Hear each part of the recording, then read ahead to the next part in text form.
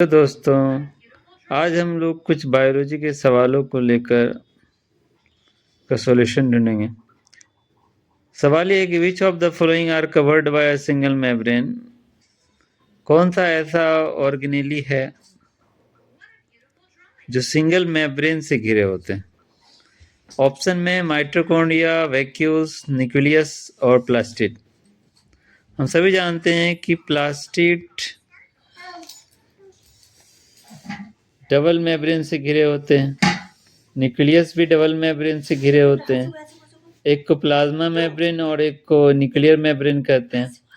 Mitochondria भी double membrane से घिरे होते हैं। एक न्यूक्लियस है, वैक्यूल है, जो कि सिंगल मेम्ब्रेन से घिरे होते हैं। तो हम कह सकते हैं कि वैक्यूल इसका सही जवाब है। दूसरे नंबर में है कि find out the false statement. Golgi body क्या इन्वॉल्व होता है लाइसोसोम के फॉर्मेशन में? तो ये सही है। गोल्जी बॉडी लाइसोसोम का निर्माण करता है, जो कि डाइजेशन में हेल्प करता है। अगला दिया गया ऑप्शन न्यूक्लियस, माइटोकॉन्ड्रिया और प्लास्टिड, ये होता है एक स्ट्रक्चरल प्रोटीन इनके पास अपना होता है, इसलिए ये भी सही है। तीसरा है कि माइटोकॉन्ड्रिया को power house of the cell कहा जाता है और यह एटीपी जनरेट करता है। बिल्कुल सही है कि mitochondria power house of the cell इसलिए कहा जाता है क्योंकि एटीपी को जनरेट करता है। लेकिन ये अंतिम वाला ऑप्शन जो है साइटोप्लाज्म को प्रोटोप्लाज्म कहा जाता है, ये बिल्कुल गलत है, क्योंकि साइटोप्लाज्म और प्रोटोप्लाज्म दोनों में बहुत सारा अंतर होता है। एक सवाल है कि which cell organelle play a crucial role in detoxifying many poison and drugs in a cell. कौन सा वो ऑर्गेनेली है जो डिटॉक्सिफाई करता है पॉइजन और ड्रग्स सेल के अंदर? यहाँ 4 ऑर्गेनेली के नाम दिए गए हैं। एक है गोल्जी बॉडी, लाइसोसोम और स्मूथ एंडोप्लाज्मिक रेटिकुलम और वैक्यूल्स। लाइसोसोम में एंजाइम्स होते हैं जो फूड को ब्रेक डाउन करने में हेल्प करते हैं, लेकिन यहाँ स्मूथ एंडोप्लाज्मिक रेटिकुलम वो भी खासकर जो लीवर में होता है वह स्मॉलेस्ट फॉर्म में उसको तोड़ता है, डिटॉक्सिफाई करता है। जितने भी हार्मफुल मटेरियल होते हैं उनको लेस हार्मफुल बनाता है। तो smooth endoplasmic reticulum is the right answer. ये डिटॉक्सिफाई करने में बहुत हेल्प करता है और ये सबसे ज़्यादा लिवर सेल में पाया जाता है।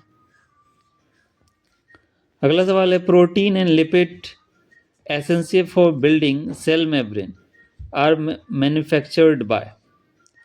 प्रोटीन और लिपिड एसेंशियल तो है सेल मेम्ब्रेन के बनाने में, ये कहाँ मैन्युफैक्चर्ड होता है, कहाँ पर बनता है?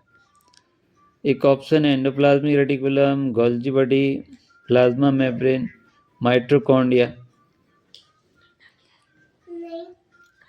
प्रोटीन लिपिड का निर्माण हम सभी जानते हैं कि ईआर में होता है, यानी कि एंडोप्लाज्मिक रेटिकुलम में होता है। ये 2 तरह के होते हैं, स्मूथ एंडोप्लाज्मिक रेटिकुलम और रफ एंडोप्लाज्मिक रेटिकुलम।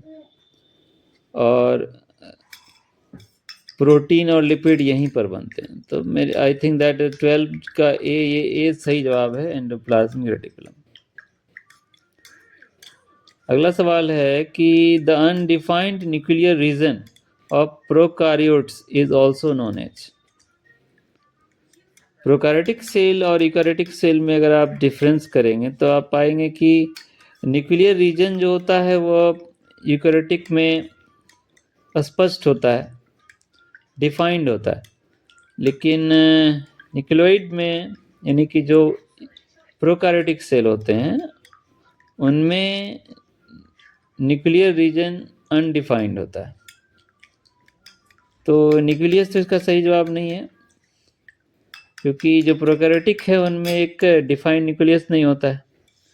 न्यूक्लियस के अंदर होता है और ये न्यूक्लियस ये भी सही जवाब नहीं है। इसका सही जवाब है न्यूक्लियोइड, क्योंकि प्रोकैरियोटिक सेल में न्यूक्लियर रीजन अनडिफाइंड होता है।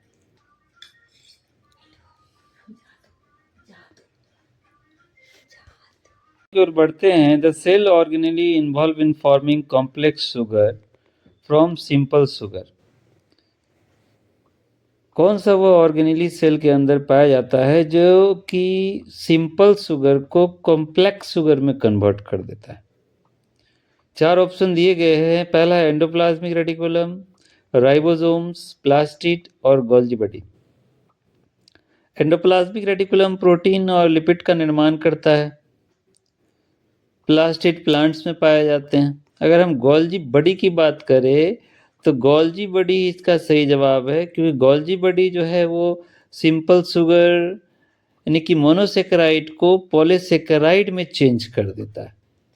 गोल्जी बॉडी ही कॉम्प्लेक्स फॉर्म को तैयार करता है, यानी कि शुगर चेन को मॉडिफाई करने में भी गोल्जी बॉडी का हाथ होता है। यानी गोल्जी बॉडी शुगर चेन को मॉडिफाई करता है।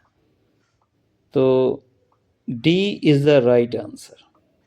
अगला सवाल है कि which of the following is not a function of vacuole? Storage, waste excretion, providing turgidity या लोकोमोशन? तो हम देखते हैं कि जो वैक्यूल होता है वो स्टोरेज का काम करता है। जो वेस्ट मटेरियल है उसको एक्युमुलेट भी करता है। टर्गिडिटी भी प्रोवाइड करता है। वैक्यूल जो प्लांट सेल में होते हैं वो टर्गिडिटी देता है। इसके अलावा ये लोकोमोशन नहीं करता है, मतलब लोकोमोशन ही इसका सही जवाब है कि यह सेल ऑर्गेनेली जो है लोकोमोशन में हेल्प नहीं करता है। अपने अगले सवाल की ओर बढ़ते हैं। Cell wall of which one of these is not made up of cellulose? अब 4 ऑप्शन दिए गए हैं। बैक्टीरिया, हाइड्रीला, मैंगो ट्री और कैक्टस।